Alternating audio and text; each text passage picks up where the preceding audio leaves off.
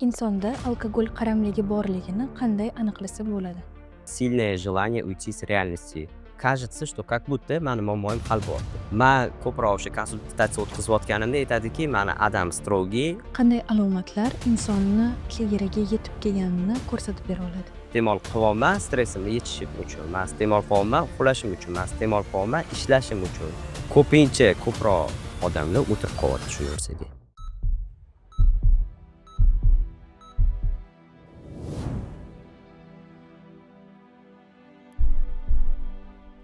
Assalomu alaykum aziz do'stlar. Siz bilan Pro Salomatlik podkasti. Bugun tanani, oilani va shaxsni vayron qiladigan kasallik haqida gaplashamiz. Bu qaramlik bo'lish. Bugun mehmonimiz minglab qaram bemorlarini davolagan va yuzlab dahshatli voqealarni o'z ko'zi bilan ko'rgan adiktolog Yahyoyev Mirhayot Dilmurod o'g'li. Assalomu alaykum Mirhayot Dilmurodovich, yaxshimisiz? Yaxshi keldingizmi? Assalomu alaykum, yaxshimisizlar? Sizlardan minnatdorman, xursand bo'ldim shunaqa podkastga chaqirganinglar, chunki hozirgi bo'ladigan mavzu men o'ylashim bo'yicha judayam dolzarb mavzu bo'lib turibdi. Aytingchi, adiktolog u kim? Psixolog yoki psixiatrdan nima farq qiladi va nima ish bilan shug'ullanadi? Tushuncham bo'yicha psixolog bu masalan odamlar qanaqadir hissiyotida muammo bo'lsa, qo'rquv, tushkunlik yo bo'lmasam shaxsiy rivojlanishga suhbat bilan yordam beradigan mutaxassis bo'lsa, psixiatr bu qanaqadir расстройствоlar bilan ishlaydigan mutaxassis deb bilaman. Masalan, dorilar bilan назначение qiladigan yo bo'lmasam panическая ataka shunaqa narsalar bilan ishlaydigan. Chunki bizani sohamizda ham psixiatr, ham psixolog, ham adiktolog ishlaydi. Adiktolog именно направленияsi, то есть addiksiyalar bilan ishlash. Addiksiya bu nima? O'sha meditsinskiy taraflama diagnoz shaxsiyat buzilishi. То есть addiksiyani ma'nosini endi kitoblarda yozilishi bo'yicha сильное желание уйти с реальности deb aytilgan, ya'ni haqiqatdan qochish uchun bo'lgan juda ham kuchli xohish. Bu har bitta o'sha narkotik moddasini iste'mol qiluvchi odamlarda bo'ladigan narsa. То есть haqiqatdan qanchadir muddatga uzilgisi keladi. Bular hammasi o'sha qaramlik kasalligiga kiradi. То есть men aytmoqchimanki, adiktolog faqatgina shu qaramlikni turlari bilan ishlaydigan mutaxassis. Qaramlik o'zi nima? Qaramlikni hammada tushunchasi har xil. Masalan, kimdir emotsional bo'shliq deydi yoki yoshligiga berilgan ruhiy jarohat deydi. Yo bo'lmasam endi xalq tushunchasi bo'yicha bu o'sha qanaqadir tashqi materialniy narsaga bog'lanib qolishi, masalan, bu bo'lishi mumkin inson отношениyaga bog'lanib qolishi, bu bo'lishi mumkin o'sha biz aytganimizdagi qaram insonlar, то есть narkoman desa endi xunuk eshitiladi, shuning uchun narkotikka bog'lanib qolgan insonlar deymiz. Yo bo'lmasam qanaqadir alkogolga bog'lanib qolgan inson bo'lishi mumkin. O'yinga, qimorga bog'lanib. То есть qaramlikni turi juda ham ko'p. Qaramlik mana shu xalq tilida aytadigan bo'lsam, bu ruhiy, psixologik diagnoz deb olingan meditsina taraflama ham ruhiy kasallanish desam ham bo'ladi. Bugungi kunda qanday qaramlik turlari dolzarb hisoblanadi?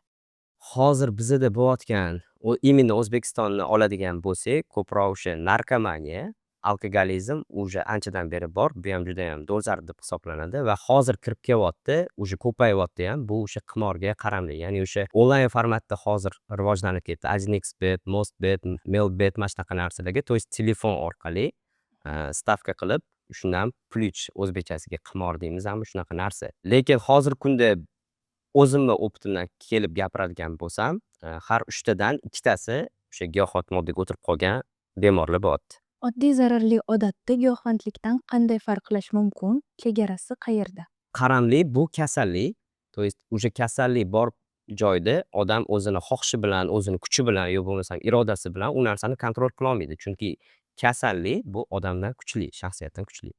Yomon odatlarga keladigan bo'lsa, yomon odatda odam o'zi kontrol qilishiga, ya'ni o'zi boshqarishiga unda bor shunaqa hislat.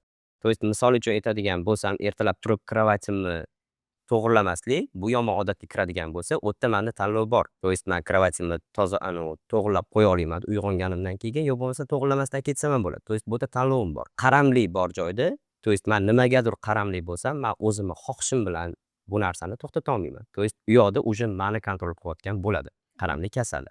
Lekin shunaqa narsa borki, biz ham misol uchun praktikada ishlayotganimizda qaram insonlarni iste'mol qilishi bilan emasda, uni xulq-atvori bilan va mayda-chuda odatlari bilan ishlaymiz. Chunki agar o'sha mayda-chuda aytganimizdek odatlar ko'paygani sari bu savokupность qilib oladigan bo'lsa, ya'ni hammasi birlashganda qaramlik kasalini chaqiradi. xavfsiz qaramliklar mavjudmi? Xavfsiz qaramlik mavjud deb bilmayman. Chunki har bitta qaramlikni orqasidan kelayotgan zararlar, qilinayotgan harakatlar har bittasi insonni shaxsiyatiga judayam katta zararlar olib keladi. Boshlanishida bo'lishi mumkin o'sha stadiyasi bor-da qaramlik kasalini ham. Misol uchun birinchi stadiya, ikkinchi stadiya, uchinchi stadiya, to'rtinchi stadiya. Birinchi stadiyada ko'pchilik zararni sezmaydi. Chunki boshlang'ich stadiyasida hali organizmi yosh, psixikasi hali устойчивый, то есть hali mustahkam, lekin iste'mol qilishni boshlaganida u hali o'zida bor muammolarni ko'rmayapti. То есть o'sha muammolar kelib chiqmayotgan bo'lishi mumkin. Bu oladigan bo'lsak finansiviy taraflimi yo bo'lmasam o'zini sog'lig'ida hech qanaqa muammolar kelib chiqmasligi mumkin. Но keyinchalik bu narsa o'sha sezilarli darajada oqibatlar olib keladi. Shuning uchun man o'ylashim bo'yicha zararsiz qaramlik yoki zararsiz doza degan narsa tushuncha yo'q. Qaysi turdagi qaramliklar bilan siz ko'proq ishlaysiz? Boya aytib o'tganimdek, alkogolizm, ya'ni o'sha spirtli ichimliklarni ichuvchilar bilan, ikkinchisi narkomaniya, bu o'sha psixoaktiv modda va narkotik moddalarni iste'mol qiladigan har bitta odam bilan ishlayman. Bu ayniqsa hozirgi kunda juda ham ko'payib ketyapti. Uchinchisi bu o'sha ludomaniya, igromaniya, ya'ni o'yinga qaram bo'lib qolgan inson yo bo'lmasam stavkaga, qimorga qaram bo'lib qolgan insonlar bilan ishlayman hozirgi kunda. Shu ishni endi boshlaganingizda sizni eng ko'p hayratga solgan voqea bo'lganmi? Hayratga solgan voqealar juda ham ko'p bo'ladi. Endi man hozir prям eng yarkirog'ini eslab ayta qolamanda.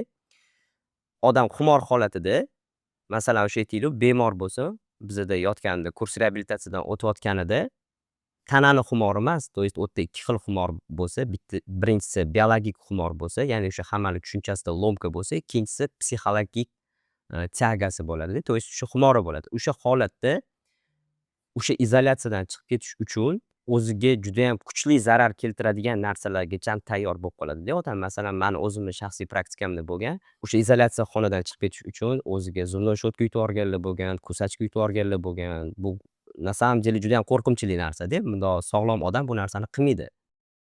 Lekin mani hayratga solgan narsa, o'zi shuncha yil staj употребления, ya'ni o'sha iste'mol qilib yurgan paytida o'zi charchab ketgan, o'zi xohlab kelganda kurs lecheniyaga.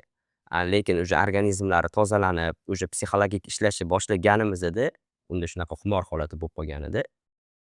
Shunaqa qo'rqinchli harakatlar qilishgacha majbur bo'lib qoladigan holatdagi narsa mani juda ham ta'sirlantirgan va nima desam bo'ladi, savol qidiravurardim, неужели odam shu narsadan qutulgisi kelmayapti yo bo'lmasam qutulgisi kelsa ham nimaga именно kurs lecheniya paytida bu narsani xumor shu darajada kuchli bo'larkan degan ta'sirlanuvchi holat bo'lgan. Manimcha shunisini deb bilaman. Ikkinchisi, ko'proq endi bizada misol uchun faqatgina bemor o'zi bilan ishlamaymizda, ya'ni o'sha qaram inson bilan ishlamaymiz. Qaram inson bor va qo'shqaram inson bor. Qo'shqaram inson bu qaram insonni yaqinlari. Bo'lishi mumkin ota-onasi, bo'lishi mumkin akasi, bo'lishi mumkin ukasi. Ko'pincha holatda bizada bemorlar bilan muammo bo'lmasa, ota-onalari bilan muammo bo'ladi. Ya'ni bizani aytganimizni qilib berisha olmaydi. Biz shu darajada tushuntiramizki, что agar hozir mana shu rekomendatsiya qilinmasa yo bo'lmasam mana shunaqa psixologik yordam berilmasa, bu bir yilga bormasdan даже o'lishi ham mumkin deb aytsak, shu narsa kirmaydi. Mana shu narsa ham juda ham katta mani ta'sirlantiradi. Chunki bitta odam hayoti ketyapti-da bu yerda. Bitta целый как odam, личность o'lib qolishi to'g'risida ketyapti shu narsani orqasidan. Shu narsani bilib turgan holda o'zini harakatini o'zgartira olmaydi ko'p ota-ona ham. Ya'ni ko'proq o'zini balkim tajribasiga ishonib qo'yar. Lekin bo'lgan va uchinchisi mani hayratlanadigan, ta'sirlantiradigan narsa, biz oldindan endi o'zimni shaxsiy tajribamdan kelib chiqib yo bo'lmasam ishlagan ishimga qarab kelib chiqib, xuddi shu rekomendatsiyani bersam ham olib chiqib ketganidan keyin, допустим, shu kurs lecheniyadan o'lim holati ham bo'lganlari bo'lganda, то есть o'sha kattaroq dozada o'ziga yuborib, o'zini osib qo'yib o'ldirganlar bo'lgan yo bo'lmasam xullas o'lim holatlari ko'p bo'lgan. Ya'ni men aytmoqchimanki, o'sha narsani vaqtida biz aytilgandek qilganida shu narsalar balkim bo'lmas edi degan narsa qiynaydi. Qaramlik qanday rivojlanadi? Odatda bu narsa nimadan boshlanadi? Qaramlik даже hozir mana Amerikalarda shunaqa metodlar chiqqanki, tug'ilgan chaqaloqga ham diagnoz qo'ysa bo'ladi, что bu kelajakda nimadir narsa iste'mol qilib ketadimi yoki qaram inson bo'lib ketadimi yo'qmi. Juda ham ko'p faktorlar bor. Bu birinchisi har doim bizni отталкивать qiladigan narsa, ya'ni o'sha qaraydigan, asoslanadigan narsa bu uni genetikasi. Ya'ni yaqin qarindoshi, oilasi yoki uzoq qarindoshini ichida bitta dona bo'lsa ham qimorboz yo bo'lmasam alkogolik yo bo'lmasam o'sha narkotik moddalarni iste'mol qiluvchi odam bo'lsa, bu katta ehtimol bilan через genetika o'tishi mumkin farzandga. Ikkinchisi bu oiladagi muhit. Ya'ni o'sha 1 yoshdan 5 yoshgacha bo'lgan tarbiyaga qaraymiz. Qanaqa muhitda katta bo'lgan bola, urush janjal, qanaqadir destruktivniy, disfunksionalniy oilada katta bo'lgan bo'lsa, где там есть baqir-chaqir, urush, strogiy ramkalar, mana shunaqa joylarda katta bo'lgan bo'lsa, u ham katta ehtimol bilan yana kelajakda o'sha qaram inson bo'lib ketishi mumkin. Uchinchisi bu menimcha bu narsani hamma ham bilsa kerak, atrof muhit qanaqa o'rtoqlar bilan katta bo'lyapti. Допустим, man aytaylik, agar 10 ta iste'mol qiluvchi odam bilan yursam, 11-chi iste'mol qiluvchi odam обязательно man ham bo'laman-da. Agar 10 ta o'qimishli odam bilan yursam, qanaqadir o'zini ustida ishlaydigan, rivojlanadigan odam bilan yursam, man ham o'sha qatlamga qo'shilib, man ham xuddi shunaqa inson bo'lib ketaman.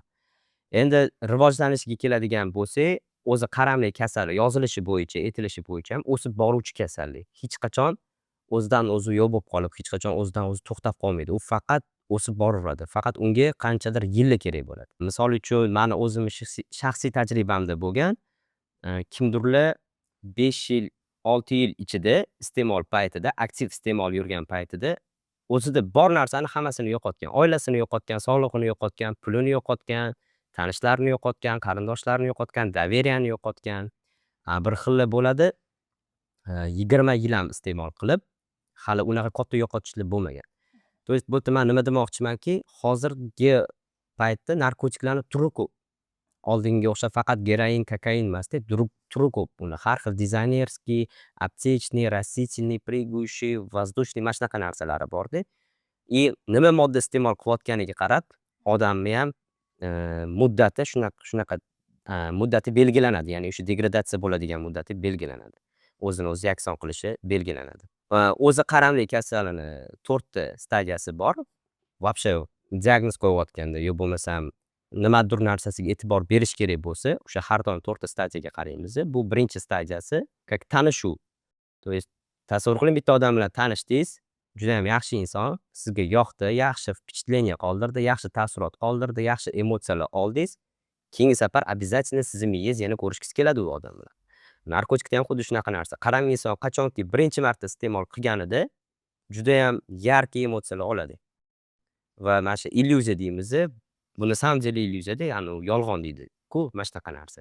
O'sha ikkinchi stadiyasi bu уже periodический iste'mol qilishni boshlaydi. Ya'ni o'sha 1 haftada 1 marta, 2 haftada 1 marta iste'mol qilishni boshlaydi. Chunki miya bu narsani sog'inadi. Odatdek bo'lib qoladi. Да, как уже odatdek bo'lib qoladi. Mana o'sha bitta yangi inson bilan man tanishsam, yana ko'rishkim keladi-da. Keyin уже yana ko'rishaman. Уже 3-chi stadiyasi bu уже поддержка deyiladi. То есть qachonki odam qiynalgan kunida yoki xursand kunida, choyxonada, to'y hashamda, dam olishga ketganda обязательно yonida o'sha narkotik bo'lishi kerak. То есть уже ko'ryapsiz, boshida faqat birinchi marta iste'mol qilgan bo'lsa, уже bu yerda davomiyligi ko'payib ketyapti. 4-chi stadiyasi bu уже хозяин и раб deyiladi. То есть уже u yerda qaramlik, то есть shu narkotik уже как хозяин bo'lsa, iste'mol qiluvchi odam, ya'ni o'sha qaram inson bu уже rab hisoblanadi, qul hisoblanadi. То есть qaramli nimani etsa shuni qiladi. O'g'irlik qilganda o'zing uchun desa o'g'irlik qiladi. Odam o'ldirgan desa odam o'ldiradi. Ota-onadan kechgan desa ota-onasidan kechadi. Bu уже просто men aytmoqchimanki, bu narsaga kimdadir yillar ketadi, kimdadir qisqaroq muddat ketadi. Bu nima narkotik iste'mol qilishiga qarab. Nima uchun ba'zan odamlar bu narsaga tez o'tirib qolishadi? Bu genetikaga yoki tarbiyaga bog'liqmi? Tak, sanab o'tgan narsalaringizni почти hammasiga bog'liq. Misol uchun kimdirlar tabiatdan ruhiy diagnozi bo'lishi mumkin-da. Misol uchun asabiy odamlar bo'ladi o'zi. Tabiatdan rostdan shunaqa asabiy odamlar bo'ladi. Yo tabiatdan qanaqadir tushkunlikka moyil odamlar bo'ladi. То есть u yolg'izlikni yaxshi ko'radi, o'zi bilan o'zi qolishni yaxshi ko'radi. Agar shunaqa o'zini aytaylik, o'sha organizmida yo bo'lmasam o'zini tabiatida shunaqa diagnoz bo'lsa, keyin plus u narkotik iste'mol qilganida o'sha tezroq rivojlanib ketadi. То есть qanchadir muddatga o'sha muammosini bloklab turadi. То есть muzlatib turadi. Unga кажется, что как будто mani muammoim hal bo'lyapti.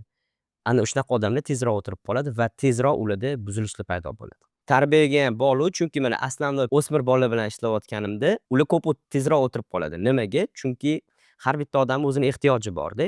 Mana bazaviy ehtiyojlar bor. Bu bo'lsa kislorod, yo bo'lmasa ovqat, uyqu.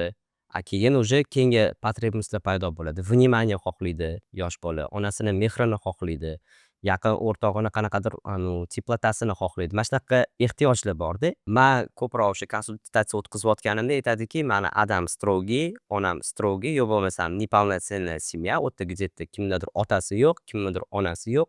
Mana shunaqa oilada katta bo'lgan farzandlar ham bor-da. Ularni sам по себе ehtiyojlari qondirilmagan. Ya'ni o'sha vaqtida uni organizmi yoki uni psixikasi talab qilgan ehtiyojlar qondirilmagan. Ko'chada nima ko'p? Yomon do'stlar ko'p. Uni tavsiya qiladigan do'stlar ko'p. O'zi iste'molda yurgan odam hech qachon bitta o'zi iste'mol qilishni xohlamaydi. Обязательно kimnidir qidiradi. Zerikarli bo'lmasligi uchun o'sha tavsiya qilganida u birinchi marta ichganida o'sha oilasida qondirilmagan ehtiyojlarni o'sha narkotikdan olishni boshlaydi. То есть qanchadir muddatga narkotik ichdimi, bo'ldi, uni hamma потребностini yopib turadi. Qanchadir muddatga. Shuning uchun o'zini erkin his qilishni boshlaydi, svobodniy his qilishni boshlaydi. Miyasiga qo'yilgan ustanovkalar bittada yechiladi, bo'ldi. Undan u huzur halovat oldi.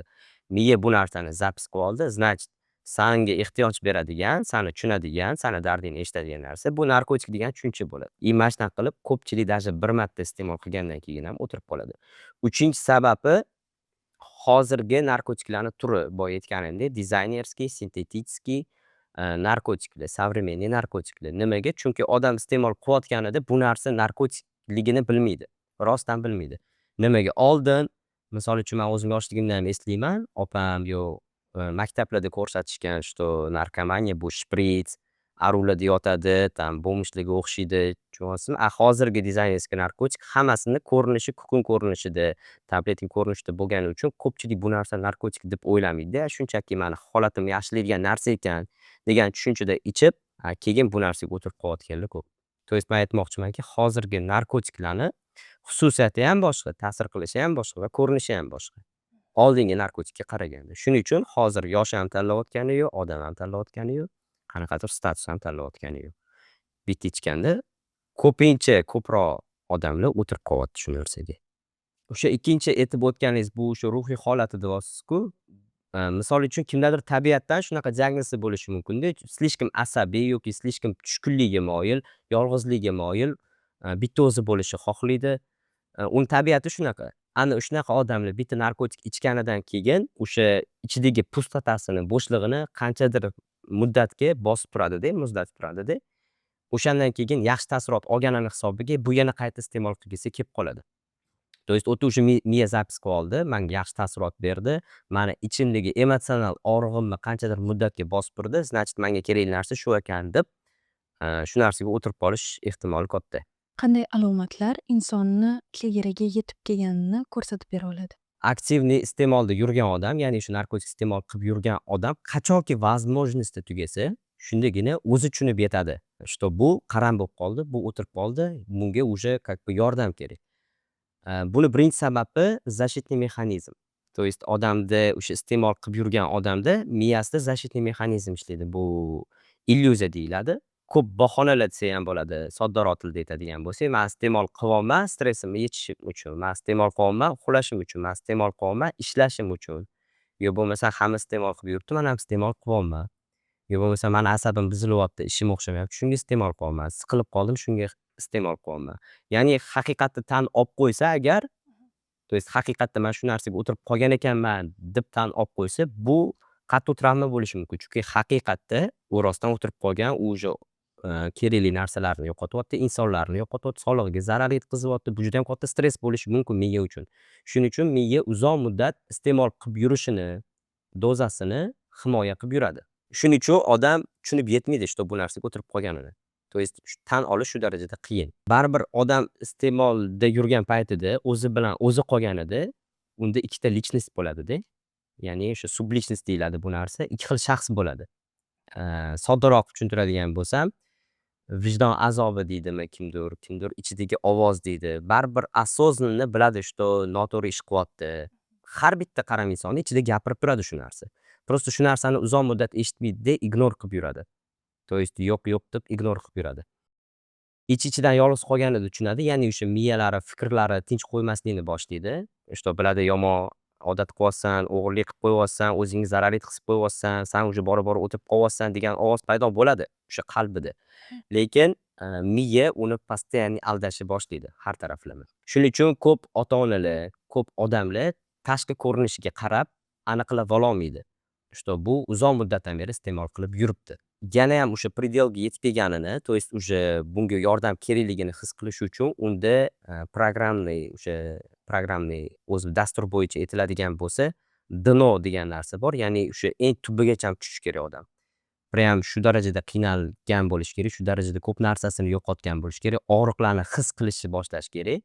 Chunki u paytgacha agar men iste'molimni orqasidan zararlarni ko'rmayapman desa, yo bo'lmasa qanaqadir oqibatlari bo'lmayapti-ku desa, bu iste'mol qilishni davom ettirib yuraveradi. Agar u qachonki ko'rishni boshlaydi, что o'sha hayoti barbod bo'lib ketdi, hech narsasini o'zgartira olmayapti, faqat minusga qarab ketyapti. Shu narsani tushunib yetganida odam o'sha yordam kerakligini his qiladi. Agar uni atrofidagilar yoki yaqinlari bo'ladigan bo'lsa, har bitta ota-ona bo'ladimi, uni jigarlari bo'ladimi, akasi, ukasi bo'ladimi, qanchadir muddatdan keyin уже his qilishni boshlaydi. То есть unga qanaqadir asos yoki belgi kerak emas, his qilishni boshlaydi. Chunki har bitta odam o'zini farzandi iste'mol qilishidan oldin qanaqaligini biladi. Orada qayerda bu qanaqa o'zgarishlar bo'lib ketdi. То есть o'sha telefonlarga javob bermayaptimi, uyga kelmayaptimi, o'g'irlik qilib qo'yyaptimi yoki настроениясida o'zgarish bormi, ozib ketganmi, o'ziga qaramay qo'ydimi, mana shu narsalar ham katta belgi bo'ladi. No o'sha boya aytib o'tganimdek, har bitta ota-ona yoki uni jigarlari his qilishni boshlaydi, что bunda nimadir не то ketyapti. Giyohvandlikka moyillik bormi va uni oldindan qanday aniqlash mumkin? O'sha moyillikni qaramlik deb oladigan bo'lsak, bizada shunaqa patsientlar ham keladi. Iste'mol qilmaydi hech narsa, lekin xulq-atvori, поведенияsi, xarakteri o'sha iste'mol qiladigan odam bilan bir xil. То есть iste'mol qiladigan odam ham yolg'on gapiradi, bu odam ham yolg'on gapiradi. Iste'mol qiladigan odam ham o'g'irlik qiladi, bu ham o'g'irlik qiladi. Bu ham urushadi, bu ham urushadi, bu ham asabiy, bu ham asabiy. То есть uni поведенческий deb aytamiz. O'sha reabilitatsiya markazida davolanayotganda uni чисто поведенияsi bilan ishlaymiz. Bir xillar bor, ota-ona podozrение qilishni boshlaydi. Shubham bor, что mani o'g'lim nimadir iste'mol qilayotganidan deydi. Biz olib kelib test qilganimizdan keyin hech narsa chiqmaydi undan. Rostdan iste'mol qilmagan bo'ladi. Lekin xulq-atvori xuddi o'sha giyohvand odamlarni xulq-atvoridagi bir xil bo'ladi.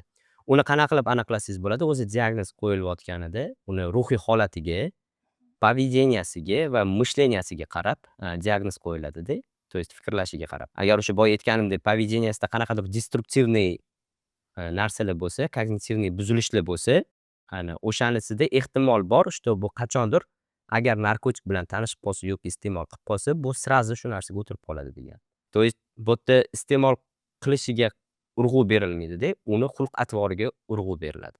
То есть xulq-atvori yoshligidan mana shunaqa buzg'unchiroq yoki urushqo'roq, asabiyroq, yolg'on ko'p gapiradigan bo'lsa, qachondir что bu narkotik bilan tanishib qolganida o'tirib qolishga kattaroq ehtimoli bor. Bugungi kunda O'zbekistonda giyohvandlik muammosi qanchalik keng tarqalgan?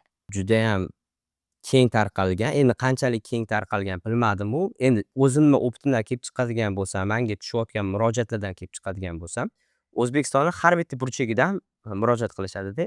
Viloyatlardan, o'zimizni mana Toshkent shaharidan murojaat qilishadi.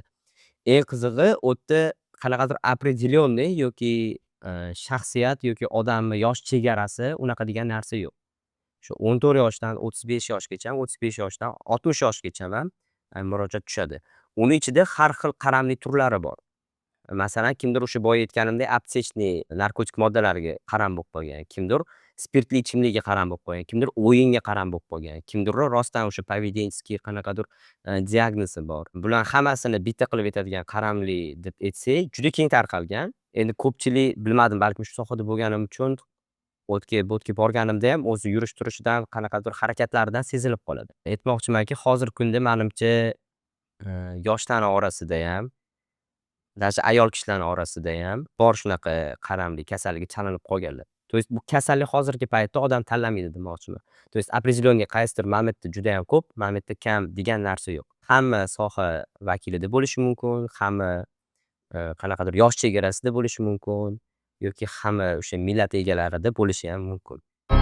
Kundalik hayot to'g'risi tomon kerak paytda birdan his qilsang o'zingni yomon osonlashtirar sanga olishga nafas tanish ila sahnada Reno Max issiqlik siniqlik yengilroq kechar hamda bosh og'rig'idan yordam berar endi isitma ritmga qilmas to'sqin Reno Max bilan yana kun bo'lar yorqin shamollash berganida aks yordamga kelar Reno Max ishda tanaffus senga shart emas chunki yordamga kelar Reno Max. Giyohvand moddalarning qaysi turlari eng ko'p tarqalgan? Sintetik moddalar geroinni o'rnini bosayotgani to'g'rimi? Qaysidir giyohvand moddani определенный turi qaysidir keng tarqalgan deya olmayman, chunki bu shu boya aytib o'tganimdek hamma yoqda har xil tarqalyapti. Lekin o'sha narkoman odamda, to есть iste'mol qiluvchi odamda, qaram insonda miyasida shunaqa narsa borki, har bitta qaram insonni miyasi определенный qanaqadir narkotik turini yaxshi ko'radi. To есть o'zini bitta yaxshi ko'rgan narkotik moddasi bo'ladi. Misol uchun yoniga 5 ta turdagi narkotikni qo'yib qo'ysangiz, kimdir mana buni tanlab iste'mol qiladi, kimdir buni tanlab iste'mol qiladi. Uni turlariga bo'lib chiqadigan bo'lsak, o'sha aptечный, sintetический, растительный, тяжелый deb aytiladi. Тяжелый bu o'sha opioidlar, tramadol bo'lishi mumkin. O'sha aytib o'tganingizdek oldingi geroinlar bo'lishi mumkin. Sintetический bu o'sha kukun, parashok ko'rinishida bo'ladigan narkotik moddalari. Va aptечный bu o'sha har xil preparatlar, psixotrop moddalar va растительный bu o'sha hamma bilgan marixuana yoki shunaqa narsalar bo'lishi mumkin. Shunaqa holatlar bo'ladiki, kimdir hammasini qiladi. Chunki hammasini qiladi. O'zi aytiladi-ku, narkoman odam занимается самолечением deydi-ku, o'zini o'zi davolab yuraveraman deydi-da, uxlash uchun mana buni qilaman, kayfiyat ko'tarish uchun buni qilaman, baxtsizlikni his qilish uchun buni qilaman, ishlash uchun buni qilaman, energiya olish uchun buni qilaman. Mana shunaqa noto'g'ri ravishda ishlaydigan, miyasi noto'g'ri ravishda ishlaydigan funksionalniy joylari ham bor-da. Shuning uchun menimcha keng tarqalgani bu aytishim mumkin dizaynerskiy deb. To есть o'sha dizaynerskiy boya aytib o'tganimdek, o'sha har xil ko'rinishda bo'lgan narkotiklar. Va orasida menimcha o'sha eng ko'p tarqalgani bu sintetik moddalar deb bo'laman. O'sha mefedron, alfa-PVP deb o'ylayman. Chunki bunga nimaga asoslayapman? Hozirgi o'zimni tajribamga shu 3 yildan oshiq ishlayotgan bo'lsam, 3 yildan oshiq ko'p murojaat tushayotgan narsa именно shu sintetik narkotiklardan tushyapti. Sintetikani opioidlardan, to есть o'sha geroinlarni o'rnini egallayaptimi deyish bu da rostakasim. Rostdan ham shu narsani egallayapti. Nimaga? Oldingi o'sha geroinlarni iste'mol qilayotganini odamni bittada sezib qolsa bo'ladi. To есть o'sha o'ziga qaramay qo'yadi, o'sha srazi venalari ko'karib ketadi. Tashqi ko'rinishi belgi beradi, что odam iste'mol qilayotganini. Hozirgi sintetikalarning xususiyati, kuchi nimada? Iste'mol qilayotganini faqat iste'mol qilayotgan odamni o'zi biladi. To есть tashqi ko'rinishdan ajratib olish qiyin. Qaysidir bir ikkita belgilaridan ajratish mumkin, uni baribir mutaxassislar biladi-ku, lekin oddiy odamga что iste'mol qilayotgani qiyin. Tasavvur qiling, просто yoningizda o'zingizni yaqiningiz iste'mol qilib yuribdi. Ancha yildan beri siz uni bilmaysiz. Haqiqatan unaqa sizga bildirayotgani yo'q. Chunki birinchidan dostupность oson olsa bo'ladi, sotib olsa bo'ladi, oldinga o'xshab qiyin qidirib yurish kerak emas. Ikkinchidan narxi arzon, uchinchidan o'sha boya aytganimdek ta'siri faqat odam o'ziga bilinadi. To есть odam nima qilayotganini biladi, но при этом u o'shani moddani ta'sirida bo'ladi. Keyin yana ikkinchi sababi oldingi mana shu geroinlar bu tak aytaylik, agar gormonalniy fonda oladigan bo'lsak, bitta o'sha gormonga ta'sir qilgan. Допустим, o'sha dopaminga, baxt hissiga ta'sir qilgan. Hozirgi sintetika именно iste'mol qilinganida 3 ta 4 ta gormonga ta'sir qilishni boshlaydi. To есть baxt hissini his qilish uchun geroin iste'mol qilyapti, stressini yechish uchun marixuana iste'mol qilyapti, qanaqadir stimul bo'lish uchun qanaqadir определенный psixotrop iste'mol qilayotgan bo'lsa, sintetikada mana shu 3 ta narsani vazifasini bajarib beradi-da. To есть ham o'ta serotonin, dopamin, endorfin, tushunyapsizmi? To есть bitta narsa berayotganini, to есть 3 ta narkotik berayotgan narsani bitta sintetika beryapti, но при этом narxi ham arzon. Dostуп ham oson. Shuning uchun sintetika iste'mol qilayotgan odamlar 5 yil agar plotniy o'tirsa, anaqa qilmaydi. Tushunyapsiz? Chunki ham tez ta'sir qiladi и tezroq odamni o'sha уничтожениеga, то есть shu degradatsiyaga olib keladi. Dorixona narkomaniyasi nima va nima uchun u ko'payib ketmoqda? Narkotiklar bor va psixoaktiv moddalar bor. Bu ikkita turga bo'linadigan narsa. То есть narkotik biza o'sha hamma xalq bilgan, sodda tilda aytadigan bo'lsa, запретный qora bozorda sotiladigan o'sha qora dori bo'lishi mumkin, geroin bo'lishi mumkin, kokain bo'lishi mumkin, o'sha sintetik qanaqadir moddalar bo'lishi mumkin. Bular hammasi narkotik turiga kiradi.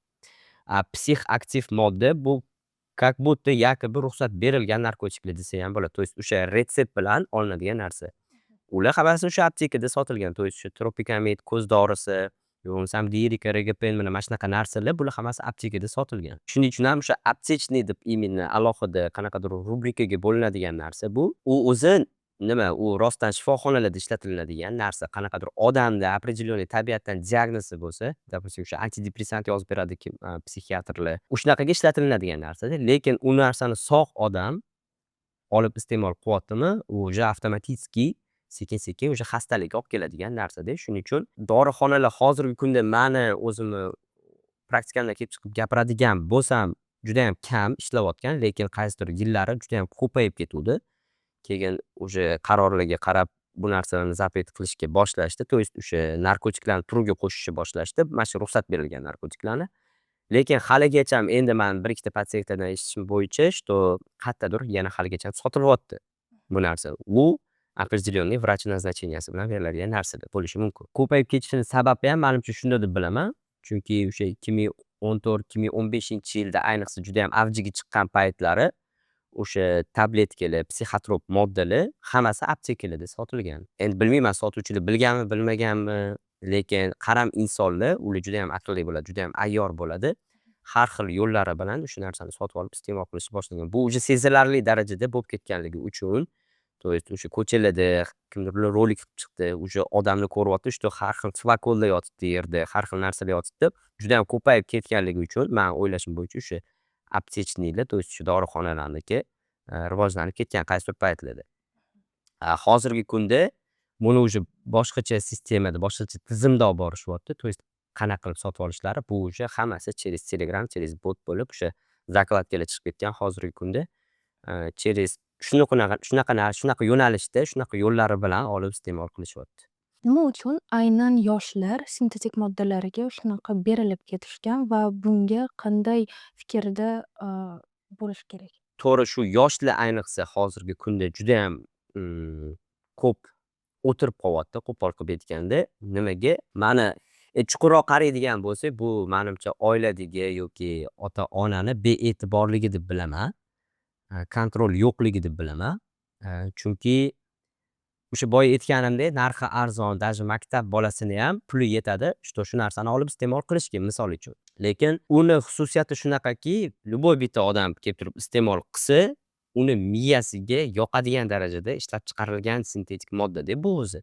Shu ayniqsa yoshligi nimaga? Yoshlarni eng qiziq payti hamma narsaga qiziqib ko'radi, kovlab ko'radi, uni proba qilib ko'radi, buni proba qilib ko'radi, juda ham g'ayrati baland, energiyasi baland. Mana shu energiyasini qayergadir ketkazish kerak. Misol uchunda, uni to'g'ri направление beradigani men o'ylashim bo'yicha shu ota-onasi deb bilaman. Buni hozirgi paytda ishlashi uchun, o'qishi uchun, energiyasini ishlatish uchun to'g'ri направление beradigan odam, mas'ul bo'ladigan odam bu ota-ona deb bilaman.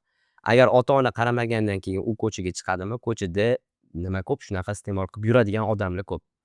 Shunaqa odamlarni orasiga tushib qolganida ko'rib sirazi уже havas qilishni boshlaydi. Bu mana shunaqa men ham proba qilib ko'raman, bu qilib ko'raman, bu qilib ko'raman. Endi boya aytganimdek o'sha bitta iste'mol qilganidan keyin miyasidagi hamma cheklovlar уже yo'qoldi. To qo'pol qilib aytganda o'zini tasavvurida u o'zini katta odamdek his qilishni boshlaydi. O'sha miyadagi buzilishlarni hisobiga. Shuni hisobiga bu narsa unga erkinlik beryaptimi? Iste'mol qilganidan keyin o'zini erkin his qilyaptimi? Qo'pol qilib aytganda svoboda emas, vседозволенность degan narsani his qilishni boshlaganidan keyin, bu narsa yoqqanidan keyin bo'ldi. Men o'zimni narsamni topdim. Значит, mana shu narsa menga kerak ekan degan tushunchada yana qayta iste'mol qilishga boradi. O'shaning uchun men chuqurroq aytadigan bo'lsam, sababi bu o'sha oiladagi nazorat yo'ligi bee'tiborligi deb bilaman. O'sha ikkinchisi boya aytib o'tganimdek atrof muhiti va o'sha sintetik narkotiklarni ta'sir qilish xususiyati deb bilaman. Tuzlar mefedrondan nima farq qiladi? Солевые narkomani deydi, солевой narkotiklar deydi. Tuz ko'rinishida bo'lganligi uchun o'zi bunga shunaqa nom berilgan, tuzli narkotiklar deb. Даже bizada lecheniyada ham o'sha reabilitatsiyada ham именно mana shu солевой narkomaniya deymiz. Solevoylar ajralib turadi. Nimasidan? Fikrlashidan, xulq-atvoridan, поведениясidan, xarakteridan. Ularda ko'proq o'sha paranoya, ularda ko'proq shizofreniya mana shunaqa narsalar kuzatilinadi-da. Keyin mana bu qolgan narkotiklarga qaraganda. То есть men aytmoqchimanki, geroin, anasha, o'sha har xil alkogol iste'mol qiluvchilarning поведенияsi bitta bo'lsa, именно mana shu tuz iste'mol qiladigan, то есть solevoylar ajralib turadi va ularni davolash ham qiyinroq kechadi. Обязательно individualniy подход kerak bo'ladi ularga. Chunki u ikkita markaziy asab tizimi bo'lsa, birinchisi o'sha orqada bo'lsa, ikkinchisi miyada bo'ladi. O'sha miyaga прямой ta'sir qiladigan narsa. То есть oldingi narkotiklar bular hammasi o'sha markaziy asab tizimini ko'proq biologik qismini buzilishiga olib kelsa, sintetikalar bular hammasi miyadagi markaziy tizimni buzilishiga olib keladi. То есть mani agar qo'lim sinsa yo bo'lmasam oyog'im sinsa-ku, miyam ishlab tursa, man kerakli to'g'ri harakatlarni qila olmayman-da. Agar mani hamma yog'im butun bo'lib turib, miyamda buzilishlar paydo bo'lsa, man уже как бы yaroqsiz standartlarga, jamiyatni standartiga javob bera olmaydigan odam hisoblanaman-da. Ularda ham xuddi shunaqa narsa bo'ladi. Mefedron, alfa-PVPga keladigan bo'lsak, bu ikkalasi ham so'l deb aytiladi o'zi na самом деле, просто ikkitaga bo'linadi. Nimaga bo'linadi? Ozgincha tarkibida o'zgarishlar bor. То есть ozgincha tarkibini o'zgartirib qo'yishgan bo'ldi. Lekin undan kelayotgan последствияsi, то есть o'sha oqibatlari, buzilishlari почти что boya aytganimdek bir xil. Kimdirlarda ayniqsa o'sha mefedronda даже orientatsiyasi buzilib ketib qoladi. Chunki u yerda слишком kuchli возбуждение bo'lganini hisobiga, odam острый ощущениyalarni xohlaganini hisobiga, qo'pol qilib bo'lsa ham aytaman, o'sha jinsiy aloqa qilayotgan paytida yo bo'lmasam o'sha seks qilayotgan paytida qoniqmaydida, сразу же almashtirishni boshlaydi. То есть boshqa odamga, yoshiga sekin-sekin уже pedofillikka o'tishni boshlaydi.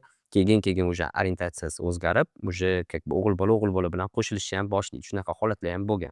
Bu именно o'sha mefedrondan kelib chiqayotgan oqibatlar, то есть o'sha последствиялari. Alfa-PVPga keladigan bo'lsak, o'sha острый psixoz, shizofreniya deymiz. Bu уже постоянный shubha gumonda yurishi, то есть uni как будто kimdir kuzatayotgandek bo'ladi har safar. Kimdir uni podstava qilayotgandek bo'ladi. O'rgan odamlar uni kuzatayotgandek bo'ladi. Даже shunaqa holatlar bo'lgan. Bitta odam уже marafon deyiladi, ketma-ket iste'mol qilaverganini hisobiga uydan chiqib ketayotganida unga orqasidan kimdir kuzatayotgandek tuyulavergan, u qo'rqavergan, qo'rquvi oshib ketavergan, тревожность oshib ketaverganini hisobiga shundoq pichoq olib yonidan kelayotgan odamga tiqib qo'yib, "San nima meni kuzatyapsan" deb o'ldirib qo'ygan holatlar ham bo'lganda, u просто прохожий odam bo'lgan. То есть shu darajada bred, mana bunaqa gallyutsinatsiyalar chaqiradiki, bu o'sha aytayotganimizdek tuz, то есть o'sha sintetik moddalar. Oqibatlari shunaqa ayanchli tugashi mumkin. Shuning uchun bu просто ajratilmaydi. Просто ikkalasi ham solevoy narkomanlar deb отдельный rubrikada, отдельный metodda davolanadigan narsa. Yangi giyohvand moddalar hayotni qanchalik qisqartiradi? O'zi mana hozir men praktikamda ishlayotgan bo'lsam, geroin shikli keladi. То есть geroin moddasini iste'mol qilayotganlar bo'ladi. Staj употребления degan narsa borda, ya'ni o'sha iste'mol qilib yurgan muddati. Olaylik, o'sha где-то kimdadir 20 yil bo'lsa, hali fikrlashlari joy-joyida bo'ladi. Faqatgina biologik qismida juda ham katta buzilishlar bo'ladi. Lekin oldingi 2 yil, 3 yil плотный shu sintetический narkotik moddasini iste'mol qilayotgan odamda уже fikrlashda buzilib ketgan, xotira pasayib ketgan, ozib ketgan, tiklab bo'lmaydigan даже holatlari ham kelgan. O'sha точка невозврата deyiladi. Qachonki odam predeldan o'tib ketsa, то есть iste'mol qilavergani oqibatida tuzatib bo'lmaydigan darajagacha ham kelib qoladi. Farqi shunda. Boya aytib o'tganimdek, hozirgi sintetический narkotiklar где-то 90% miyaga ta'sir qiladi. Oldingi narkotiklar bu hammasi fizический, biologik qismiga ta'sir qilgan. Miyaga qanchadir zarari tegan, lekin sintetическийchal emas. То есть geroinlar o'sha iste'mol qilib yurgan paytida ham buzilishlari kamroq bo'lsa, buzilish ko'p faqatgina biologik qismida. Sintetikada ko'proq psixologik, то есть o'sha miyasdagi buzilishdir. Bu birinchi masalasi. Ikkinchi masalasi, mana fizический lomkadan любой odam o'tib keta oladi-da. Misol uchun, mayli maksimum qiynalsin, 5 kun, 10 kun qiynalsin, oluvlariga chidasin, o'lib qolmaydi. Chunki lomkadan odam o'lmaydi, no peredozdan o'ladi. O'tib ketsa bo'ladi. Psixologik tягasidan ko'pchilik o'ta olmaydi. Shuning uchun yana qaytib iste'mol qiladi. boya aytganimdek shu sintetika miyaga ta'sir qilgani hisobiga, to есть shu psixologический taraflama ta'sir qilganini hisobiga odam yana qayta iste'mol qilaveradi. Yana qayta iste'mol qilavergani hisobiga уже buzilishlar ko'payib, degradatsiya bo'lib, uzoq muddat yasholmay qoladigan bo'lib qoladi. Oxirgi paytda ham judayam ko'p o'sha sodir bo'layotgan o'limlarni ham oqibatida asosida sababchisi o'sha sintetika bo'lib turibdida. O'sha boya aytganimdek, odam o'sha shu darajada qo'pol qilib aytsa jinni bo'lib qolyapti. Har xil oddiy odamni tasavvuriga sig'maydigan narsalar tasavvuriga kelishni boshlayapti. Qanaqadir panический atakalar bo'lishni boshlayapti. Qo'rquvdan kimdir o'zini osib qo'yadi, kimdir tepadan sakraydi, kimdir yoki o'sha aytganimdek anaqa qilishi, birovga zarar yetkazib qo'yishni boshlaydi, jinnixonaga ketishni boshlaydi. Yo bo'lmasam shunchaki yuragiga ko'tarmaydi bu narsani, передоз bo'lib o'lib qoladi. Bitta qilib aytganda, menimcha sintetik, men hali o'zim ko'zim bilan ham ko'rmaganman. Sintetический narkotikga plotniy 5 yil iste'mol qilayotgan odamni hali o'z ko'zim bilan ko'rmaganman. Shuning uchun men ko'proq qisqartiradi umrini, men sintetik shuni sabablarini deb bilaman. Agar oilada giyohvand bo'lgan odamni bilib qolishsa, ularga ular nima qilishlari kerak? Birinchisi baribir mutaxassislarga murojaat qilinishi shart. Nimaga tushuntirib beraman. Chunki bu bizga kirib kelgan как бы yengillikda, hali ko'pchilikning xabari yo'q. Endi men Qozog'istonda bo'lganim uchun u yerda уже где-то 25 yil stajligisi bor, что mana shu sohada именно ludomaniya, игромания, alkogolizmda effektivniy rezultat berayotgan, isbotlab kelayotgan metod bo'yicha ishlashadi-da ular. Endi men aytmoqchiman, staji katta demoqchiman bizada. U yoqda даже bitta oilada narkotik iste'mol qilishayotgan bo'lsa, как бы siz yuragingiz og'rib qolsa, boradi vrachga, kardiologga borib kelgin degandek gapda. Shundan oldinga bor reabilitatsiyaga borgin deyishadi. Chunki ularda уже tushuncha bor demoqchiman. То есть informatsiya bor, что qaramlik kasalini davolaydigan joy mana bunaqa sentr yoki mana bunaqa spetsialist. Bizga kirib kelganiga maksimum 3 yil bo'ldi bu narsani. То есть именно mana shu adiktologiya sferasi yo bo'lmasam reabilitatsiya markazida ishlash, qaramlik kasallarni tuzatish, psixologik именно yordam berishga kirib kelganiga 3 yilcha bo'ldi. Ko'p ota-ona nima qiladi? Har bitta ota-ona baribir o'zining tajribasiga tayanib uyda samolechение qiladida. Birinchi qiladigan ishi nima? Bilib qoldimi? Bo'ldi, uyga qamab qo'yish. То есть qo'pol qilib aytganda bitta odam temperaturasi ko'tarilib ketdi, ismalab yotibdi, gripp bo'lgan, uni siz qamab qo'yib bo'ldi, irodang bilan chiqasan deyish bu noto'g'ri-da. Ularda как бы shunaqa solishtiradigan bo'lsa, shunaqa narsa. Chunki u kasal odam, u o'ziga mas'uliyat ola olmaydigan odam hisoblanadi. Unga просто поддержка, yordam kerak bo'ladi. Uni qanaqa to'g'ri yechim berishini baribir uni mutaxassislari biladi. Ota-ona bilmaydi. Men yaxshi ko'rgani bilan, men tajribasi bo'lgani bilan. Men nimaga bu narsani aytib o'tyapman? Ko'pchilik shunaqa qilib xato qilib, yana в дальнейшем iste'mol qilishiga o'zi bilmagan holda ham sababchi bo'lib qoladi-da ota-ona. Chunki boya aytganimdek, biz qaramlik kasali bilan ishlayotganda butun oila bilan ishlaymiz. То есть bitta qaram insonni o'zi bilan ishlash ham effekt bermaydi. Yo bitta ota-onasini aytganini qilib qilsa ham effekt bermaydi. Ishlashimiz uchun, yaxshi natija ko'rsatish uchun butun oila bilan ishlanishi kerak bo'ladi. O'sha ko'p ota-ona nima qiladi? Birinchisi uyga izolyatsiya qiladi, kerakli kapelnitsalar qilib ko'rishadi, u chiqadi, yana bo'ldi, yaxshi bo'ldim, zo'r bo'ldim deydi-da, va'da beradi, qasam ichadi. Qanchadir muddatdan keyin yana ham chuqurlashib, yana ham ko'proq oqibatlar bilan qaytib keladi. Keyin nima qilishadi? Voy bu jinni bo'lib qolyapti deydi, borishadi, domlaga o'qitishadi, keyin voy bu jinni bo'lib qolyapti deydi, borishadi, psixolog ko'rsatadi, unga ko'rsatadi, bunga ko'rsatadi. То есть как бы безопасность degan narsa bo'lmaydi-da, то есть izolyatsiya degan narsa bo'lmaydi. Chunki ko'chada u xohlamasa ham uni miyasi biladi qayerdan narsa topishni, qayerdan qanaqa olishi kerak bo'lsa, shunaqa bir-birini sheriklari bo'ladi. Uyga ham olib kelib beradiganlari bor-da. То есть unga pul, qanaqadir resurs ketkazish shart emas demoqchiman. Uni miyasi uni o'rniga уже hal qilib beraveradi. Shuning uchun просто men bu narsani nimaga aytib o'tyapman, чтобы o'zboshimchalik bilan bu narsani men yordam beraman, chiqarib olaman deyish vaqt yo'qotib qo'yadi. O'sha qarzi bo'lsa yana ham ko'proq qarzga tiqib qo'yishi mumkin. Sog'lig'ida muammosi bo'lsa yana ham kuchliroq muammolar bilan kelishi mumkin. Va o'sha boya aytganimdek, точка невозврата degan narsa bor. Keyin-kech bo'lib qolishi mumkin. O'sha qaytarib bo'lmaydigan, tiklab bo'lmaydigan oqibatlarga olib kelib qo'yishi ham mumkin. O'shaning uchun bilib qolgan vaqtini o'zida meni bera oladigan maslahatim mutaxassislarga bog'lanish.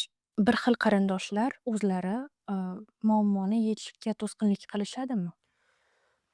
Juda ham ko'p mani o'zimni tajribamda ham bo'lgan, har safar gapiraman ham, что bir xilda o'zi murojaat qiladi-da qaram insonlarni. Men o'zim charchadim, men o'zim to'yib ketdim. Bu narsadan menga yordam kerak deydi. То есть o'zi taslim bo'lib, tan olib kelyapti kasalini. Uydagilarini bizada endi shartnoma bilan qilinadi-ku har bitta narsa. Uydagilarni chaqirib vaziyatni tushuntirsak, aytishadiki, "Yo'q, biza to'y belgilab qo'yganmiz, to'yimizni o'tkazishimiz kerak. Hozir bu yo'q bo'lib qolsa qarindoshligi nima deymiz, qo'ni-qo'shni nima deb o'ylaydi." To есть mana shu qanaqadir nima desam, stereotiplar deymizmi, yo'q qanaqadir sabablarga ko'ra, важный emas bo'lgan sabablarga ko'ra bitta odam hayotini to'sqinlik qilib qo'yishadi tuzalishiga. Yo bo'lmasam yana qayta iste'mol qilishiga sabab qiladi. U o'zi qaram inson usherbность his qilyapti. Usherbность bu qaram inson uchun eng diskomfort narsa. Aybdorlik hissi, o'ziga bo'lgan nafrat, tushkunlik, hamma narsasini yo'qotgan, постоянный предательство, hamma uni anaqa qiladi, jamiyat uni qoralaydi, shu narsalarni tan olyapti. Bu juda ham katta emotsional og'riq deganida. Lekin plyus bu yerda eng yaqin ishongan o'sha ota-onasi uni поддержка qilib bermasa yoki qo'llab-quvvatlab bermasa, shuni o'zi ham juda katta напряжение chaqiradi miyaga. Напряжение, aybdorlik hissi, stress bu barobar yana qayta употребление degani. То есть odam shu sabab ham yana qayta iste'mol qilib qo'yadi. Ko'pchilikda boya aytganimdek есть зависимость и созависимость. То есть o'sha qaramli va qo'sh qaramli. Bizga qiyini qo'sh qaramli insonlar bilan ishlash. Nimaga? Chunki ota-onani yoshi katta, ular aytishadi, что biz tajribamiz ko'p, hayotni ko'rib qo'yganmiz, biz mutaxassislar, siz ham o'zimizni chiqarib ola olamiz. Kimdirlar umraga jo'natib yuboradi, kimdirlar uylantirib qo'yadi. Uylantirib qo'ygandan keyin u davolanmagandan keyin u yana qaytalagandan keyin 2 barobar, 3 barobar oqibatlari bo'ladi-da, o'sha hayoti buzilib ketishi bor, farzandli bo'lib qolsa keyin ajrimga to'g'ri keladi. Ko'pda shunaqa holatlar. To есть men aytmoqchiman, bitta noto'g'ri qilingan qaror yoki harakat ota-ona tarafidan, chunki bu narsada baribir qaram insondan talab qila olmaysiz bu narsani. Chunki unda sog'lom fikrlash yoki to'g'ri qaror qabul qilish degan narsa bo'lmaydi. Unda bitta tanlov bor, faqat iste'mol qilish. Ota-onada ozgincha bo'lsa ham shu tanlov yoki sog'lom fikrlash degan narsa bo'ladi. Lekin ko'pchilik o'sha boya aytganimdek o'zini tajribasidan kelib chiqib, biz buni uylantirsak odam bo'ladi, armiyaga jo'natsak odam bo'ladi degan tushunchada noto'g'ri qaror qabul qilib qo'yadi-da, keyinchalik ularni oqibatiga, o'sha ayanchli oqibatlarga olib keladi. Shuning uchun menimcha o'sha qarindoshlari yoki yaqinlari qaram insonni ko'pincha holatlarda sababchi bo'lib qoladi bu yana qayta iste'mol qilishiga, yo bo'lmasam tuzalib keta olmasligiga. Ota-onalar bolasini iste'mol qilayotganini qanday aniqlashsa bo'ladi? Uni qandaydir belgilari bormi? Belgilari bo'ladi. O'zi ota-ona bo'lsa agar farzandi iste'mol qilyapti yoki qilmayapti, shuni bilish uchun qanaqadir asoslar kerak emas. Yuragi sezadi, his qilishni boshlaydi. To есть hissiyot hech qachon odamni aldamaydi. Shunchaki miyadagi fikrlar, o'sha boya aytib o'tganimdek защитный mexanizm tan olishga xalaqit qiladi. Umid beraveradi, "Yo'q, sani farzanding unaqa emas, sani farzanding bunaqa emas." Chunki uni tan olsa, bu juda ham og'riqli narsa-da. "Mani farzandim narkoman bo'lib qolibdi" degan narsani tan olib qabul qilish bu juda ham og'riqli narsa. O'sha og'riqni his qilmaslik uchun, напряжение bilan yoki o'sha muammo bilan to'qnash kelmasligi uchun, realность bilan to'qnash kelmasligi uchun miyada сопротивление, защитный mexanizm yoqiladi. Agar ota-ona bo'lsa, давно biladi уже, что o'g'li iste'mol qilyapti. Shunchaki o'zini ishontirib yuradi, что bu iste'mol qilmayapti. Agar ikkinchi tayanadigan narsasi o'sha tashqi belgilari, bu boya aytib o'tganimdek, gigiyenaga bee'tibor bo'lib qoladi. To есть o'ziga qaramay qo'yadi, soch soqollari o'sib ketadi, tam toza kiyimlarda yurmaslikni boshlaydi. Ikkinchisi uni ko'zlaridan bilsa bo'ladi. Gaplashayotganda ko'zi постоянно u yoqdan bu yoqqa yugurib yuradi. To есть diqqatni jamlay olmaydi. Ko'zi u yoqdan bu yoqqa qochishni boshlaydi. Psixologik taraflama gapiradigan bo'lsak, перепад настроения deyiladi. To есть sababsiz настроенияsi bir yaxshi bo'lib ketib qoladi yoki sababsiz настроенияsi bir tushkunlik bo'lib qoladi yoki bir jahldor bo'lib ketadi yoki aksincha mehribon bo'lib ketib qolishi mumkin. Yana o'sha biologik belgilaridan bu tez ozib ketib qolishi mumkin, ozganda ham xunuk ozib ketishi mumkin. To есть vес tashlayveradi, suvsizlanib, yo bo'lmasam наоборот semirib ketishi mumkin. Bu ham qanaqa moddani iste'mol qilayotganiga bog'liq. Uyqusida обязательно muammo bo'ladi. Uxlolmaydi kechasi, yo bo'lmasam kuni bo'yi uxlab yotadi. Keyin tashqi belgilarida yana o'sha aytganimdek atrofidagi o'rtoqlari noma'lum, qanaqadir shubhali o'rtoqlar paydo bo'lib qolishi mumkin. O'z-o'zidan yo'q bo'lib qolishi mumkin yoki yolg'onlar ko'payib ketib qolishi mumkin. Telefonlarga javob bermaslik bo'lishi mumkin yoki har xil bahonalar kelib chiqishi mumkin. Misol uchun telefonimiz zaryadkasi o'chib qoldi, mani oldimda odam bor edi, ishim ko'payib qoldi. Mana shunaqa bahonalar boshlanishi boshlaydi.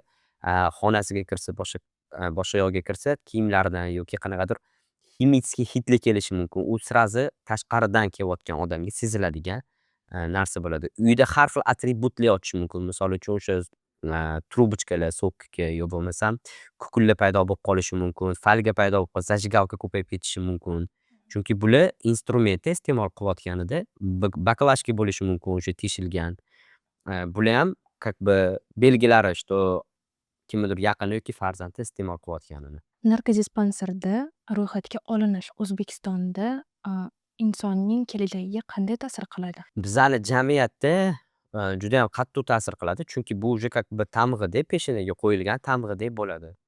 Bizani o'zi jamiyatni tushuncha baribir biza xohlaymizmi, xohlamaymizmi, spetsialistlar bu narsaga bemordek qarasa yoki qanaqadir diagnozdek qarasa, jamiyat bu narsani qoralaydi baribir.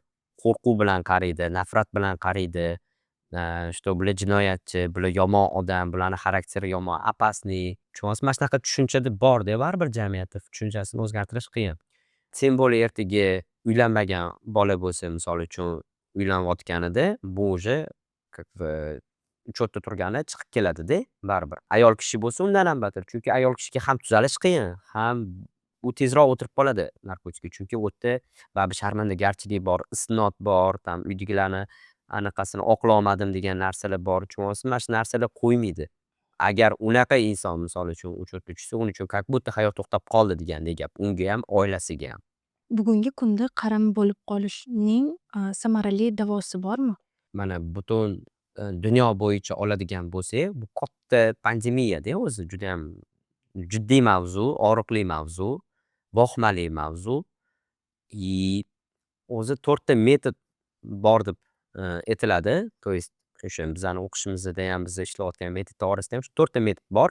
Samarali o'sha qanchadir miqdorda, qanchadir protsentda garantiya beriladigan yo bo'lmasam rezultat beradigan metodlar bor. Bu birinchisi metadonovoye lechение deyishadi. Uni bizada ishlatilmaydi O'zbekistonda, u Rossiyada, o'sha boshqa chet davlatlarda ishlatiladi. Zamестительная terapiya deyiladi. To есть o'sha narkotik moddasini iste'mol qiluvchi odamlarni narkotikka belgilangan miqdorida uchetga qo'yib davolashadi. Bu nimaga? Bu чтобы boshqa jamiyatga yoki atrofdagilarga zarar yetkazib qo'ymasligi uchun. To есть o'sha u официальный narkoman desa ham bo'ladi. To есть официальный boradi o'sha klinikasiga, o'zini o'sha chekini yoki dozasini oladi. Unga spetsialniy dokument qilib berishadi, pasport qilib berishadi, borib ichadi. Lekin buni men samarali deb aytolmayman, chunki odam bir umr shu narsaga bo'ldi уже, как бы kishallandi deganida, bu как бы shu tuzoqqa tushdi degandek gapda. То есть baribir ich-ichidan baxt hissini his qilmaydi. Svoboda degan narsani his qilmaydi. Shunchaki shu narsaga qarab, где-то 6 oyda bir marta profilaktika qilib turiladi, keyin tekshirib turiladi, чтобы bu boshqa yoqdan ortiqcha doza urmayaptimi yoki shunaqa.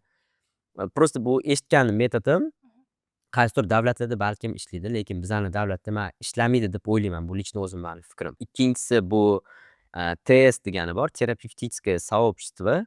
Bu o'sha reabilitatsiya markazlarida bo'ladi. Reabilitatsiya ham частный reabilitatsiyalarda bo'ladi. Hozirgi kunda bizanikida bor, уже ko'payyapti. Где-то 9 tami, 10 ta deb примерно shunaqa deb bilaman. U yoqda uzoq muddatli psixologik ishlanadi-da, to есть izolyatsiya bo'ladi. Искусственный sotsium deyiladi u narsa.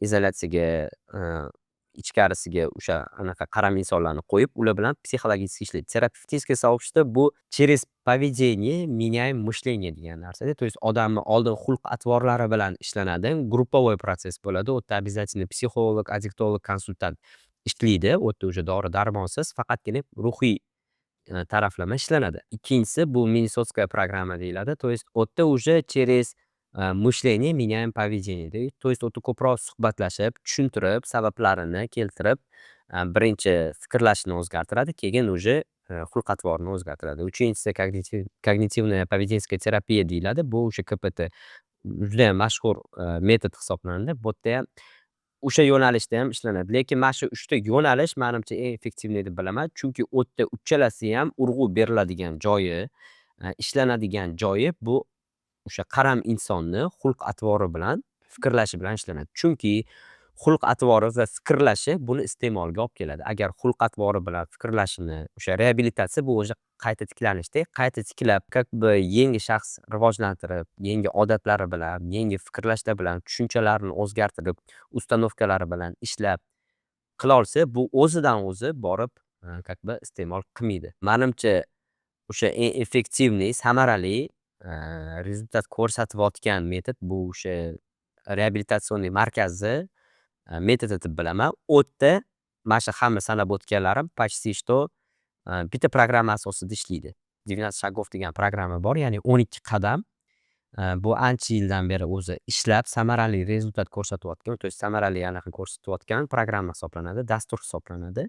Именно u yoqda o'sha dasturni ichida, to есть biz o'zimiz ham shu dastur bo'yicha ishlaymiz. O'sha dastur ichida qaram insonni fikrlashi nima, qanaqa, uni xulq atvori qanaqa, uni xayolidan nimalar o'tadi, uni tyankasi qanaqa, qanaqa og'riqlarni his qiladi, qanaqa детский travmalari bor, qanaqa ustanovkalari bor, qanaqa ichki dunyosi ularni, qanaqa fikrlashi, tam abidalari, tushunasizmi? Hammasi o'sha dastur ichida yoritib berilgan.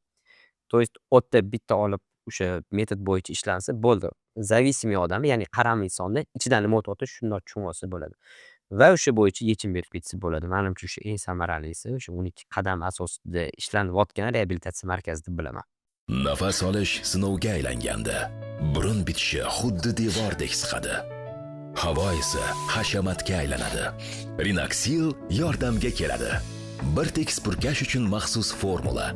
Evkaliptning antiseptik xususiyatlari, mentolning yoqimli salqinligi.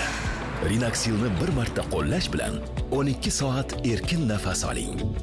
Rinaxil burun bitishiga qarshi vosita. Tuzalish yo'li nimadan boshlanadi?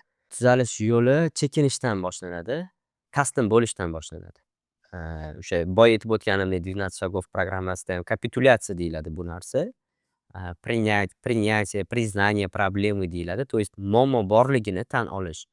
Ko'p qaram inson aktivniy iste'mol paytida o'zida bor muammoni ko'rmaydi hech qachon, faqatgina atrofidagilarni ayblaydi yoki qanaqadir holatlarni ayblaydi.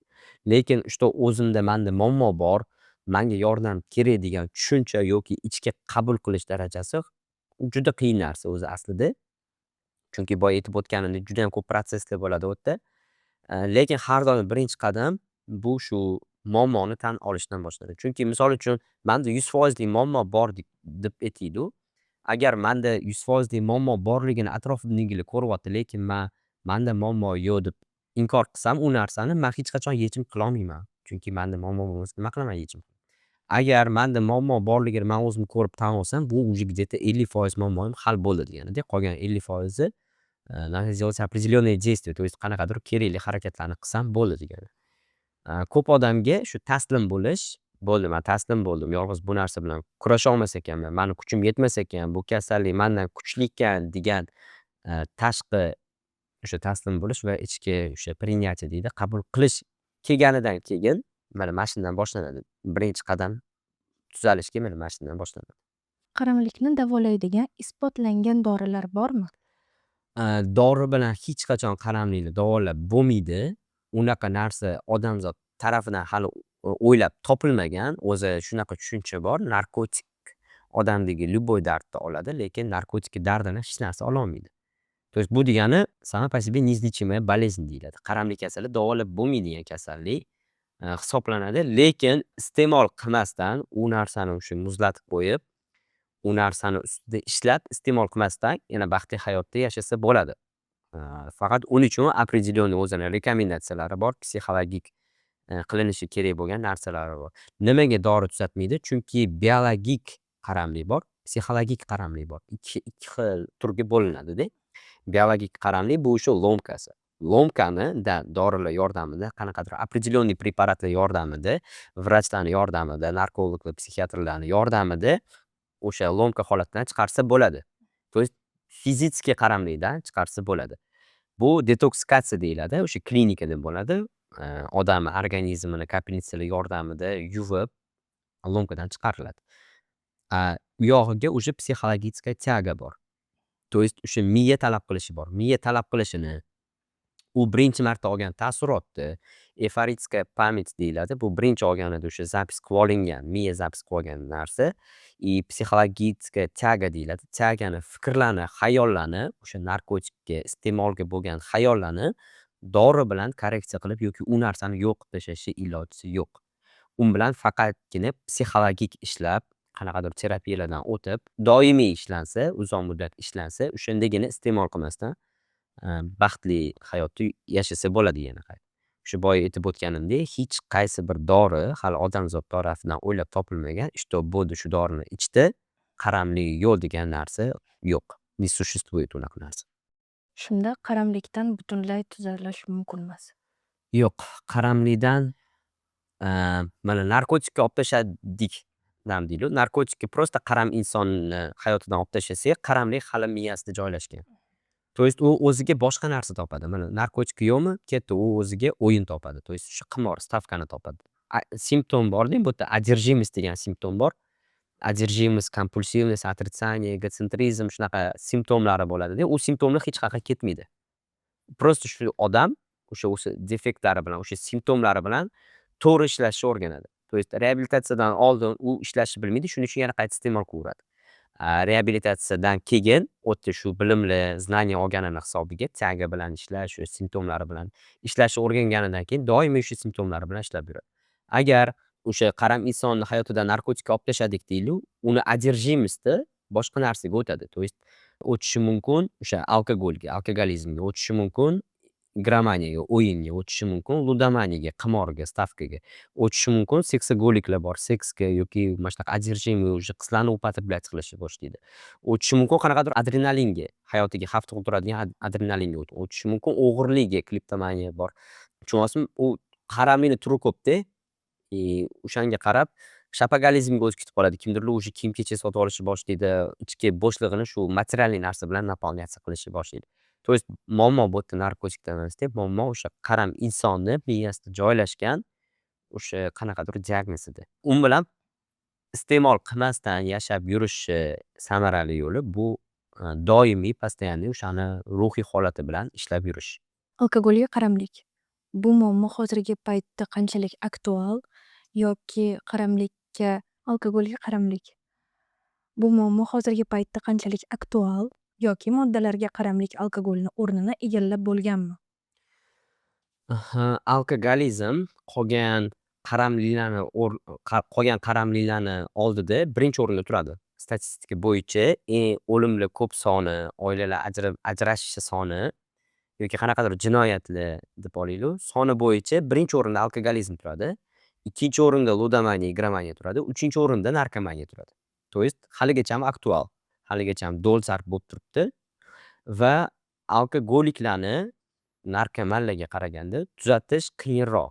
Chunki ularda отрицание kuchliroq ishlaydi. Chunki alkogol bu o'zi социально приемлемый narsa-da. То есть ruxsat berilgan narkotik. Soddaroq qilib tushuntiradigan bo'lsak, hamma joyda ochiq-oydin sotiladi. Misol uchun magazinga kirib ham alkogol sotib olsa, hech kim hech narsa demaydi. Yurgan yo'lida vino vodka bor. Unaqa qimmat turmaydi u narsa-da, misol uchun. Narkotikka qaraganda yo'q, bu уже jinoyatga kiradi. Запрещенный narsa. Uni olish uchun ham, topish uchun ham ozgincha harakat qilish kerak. Shuning uchun ham alkogoliklik yetkazib borish, что sani diagnoz, sanda alkogolizm, san уже shu narsaga o'tirib qolgansan yoki qaram bo'lib qolgansan degan tushunchani yetkazish juda ham qiyin. Chunki ularda juda ham ko'p оправдание bor, juda ham ko'p bahonalar bor. То есть hamma iste'mol qilyapti-ku, men iste'mol qilsam nima bo'ladi yoki men qolganlarga o'xshab aro'da yotganim yo'q, butilkamni quchoqlab, alkashlarga o'xshab deb mana shunaqa intellektualizatsiya qiladi, solishtiradi o'zini, сравнивать qilishni boshlaydi. Yo bo'lmasa men ichsam ham o'zim pulimga ichyapman. Normal ishimga borib kelyapman yoki haftada 5 kun ishimni qilib kelyapman. Faqatgina shanba dam olganimda ichyapman, uxlash uchun ichyapman. Bayramlarda ichaman, yangi yilda ichaman. Traditsiya bo'lib qolgan qaysidir oilalarda. Tushunyapsizmi? То есть настроение yaxshi bo'lishi kerakmi? Plus alkogol. Qanaqadir dam olishga borish kerakmi? Plus alkogol. O'rtoqlar bilan o'tirish kerakmi? Plus alkogol. Dachaga dam olgani chiqish kerakmi? Plus alkogol. Mana shu narsa xalaqit qiladi. То есть мешает deydi, к xalaqit qiladi, uni davolanishiga, muammoni ko'rishiga. O'sha защитный mexanizm kuchliroq ishlaydi. Faqat ular tushunib yetishi uchun juda ham uzoq muddat bor. Mana alkogolizmni ham stadiyasi bo'lsa, bu stadiyadan stadiyaga o'tish jarayoni uzoq muddat kechadi. Shuning uchun ham men o'ylashim bo'yicha juda ham aktual и nima desam bo'ladi, o'sha statistika bo'yicha birinchi o'rinda turadi alkogolizm. Chunki murojaat o'zi shundoq ham ko'p murojaat, yo'q emas, tan olayotganlar ko'p. Но при этом tan olmaydiganlar ham bor. То, что manda alkogol bilan problema bor deb tan oladiganlar juda ham kam. Unga sabablari o'sha boya aytib o'tganimdek, социально приемлемое вещество deb aytiladi. Ruxsat berilgan narkotik. Yoki moddalarga qaramlik alkogolni o'rnini egallab bo'lgan. Shu boya aytib o'tganimdek, alkogoliklar, то есть o'sha alkogolizm qattiq rivojlanib ketgan, juda ham kuchli rivojlanib ketgan. Moddalarga keladigan bo'lsak, то есть o'sha narkotiklarga keladigan bo'lsak, ayrim joylarida, ayrimlari, ya'ni o'sha oldin o'zi alkogol ichib yuruvchilar hozir sintetik iste'mol qilsa bittada o'tirib qolyapti yoki o'sha dizaynerskiy psixotrop iste'mol qilsa bittada o'tirib qolyapti. Yo bo'lmasam o'sha bangila deydi, kimdirlar nashakur deydi, rastaman deydi, yo bo'lmasam qo'pol qilib aytganda shu marixuana iste'mol qiladiganlar ham iste'mol qilsa psixotrop yoki sintetikaga o'tirib qolish ehtimoli katta. То есть men aytmoqchimanki, spirtnoy bilan qanaqadir nikotin o'zi chiqishmaydiganroq narsa. То есть nikotin iste'mol qilib yuradigan o'sha anasha yoki marixuana iste'mol qilib yuruvchi odam hech qachon alkogolik bo'lib qolmaganda o'zi. Spirtli ichimlik ichib yuradigan odamlar marixuana iste'mol qilsa, ular qanaqadir rastaman yoki mana shunaqa anaqa bo'lib qolmagan. Lekin ikkalasi ham mana shu psixoaktiv moddani yoki sintetikani iste'mol qilsa, ularni miyasi qabul qilyapti shu narsani. Ular ham keyinchalik o'tib qolyapti narkomaniyaga. То есть o'sha alkogolizmdan o'zi bitta diagnozi bor, допустим, o'sha aytaylik alkogolizm bo'lsa, keyin o'sha narkoman bo'lib ketib qolyapti. Kimdirlarda naborot, mana shu narkotikka xumorni bosaman yoki narkotikka xumorni yechaman deb alkogol bilan chiqib ketaman deyapti-da, keyin o'sha alkogolga o'tirib qoladi. То есть o'zi narkoman edi, endi alkash bo'lib qoldi. Shunaqa holatlar bor. O'shaning uchun bu moddalar qaysinidir o'rnini egallayapti deyolmayman-ku, lekin mana shunaqa noto'g'ri tushunchada, noto'g'ri harakatlar qilib, o'sha o'zida bor bitta diagnozni ikki xil qilib qo'yyapti ko'pchilik. Insonda alkogol qaramligi borligini qanday aniqlasa bo'ladi? Simptomlari bor. Birinchisi отрицание. То есть sanda men misol uchun sherigimni ko'ryapman, что уже ichishi ko'payib ketyapti. Ichishi ishiga ta'sir qilyapti.